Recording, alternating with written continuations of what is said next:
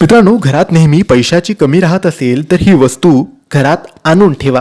हो मित्रांनो, अशा काही वस्तू असतात ज्या आपण घरात ठेवल्या तर घरात सुख समृद्धी निर्माण होते आणि आलेला पैसा हा पाण्यासारखा वाहत नाही, तो जपून खर्च होतो, त्याच्यामध्ये बरकत राहते, आपल्याला ऐश्वर्याची प्राप्ती होते. मित्रांनो, यासाठीच ही वस्तू आपल्याला आपल्या घरात खास करून देवघरात ठेवायची आहे आणि दररोज या वस्तूचे पूजन करायचे आहे. ही वस्तू श्री विष्णूची आवडती आहे, श्री लक्ष्मीची ही वस्तू आवडती आहे, तर तुम्ही ही वस्तू नक्की तुमच्या देवघरात ठेवायलाच पाहिजे. आता ही वस्तू कोणती? तर ही वस्तू आहे शंख.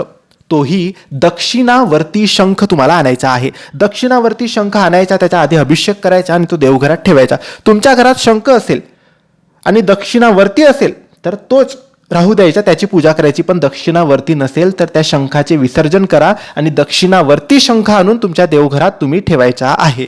श्री स्वामी समर्थ.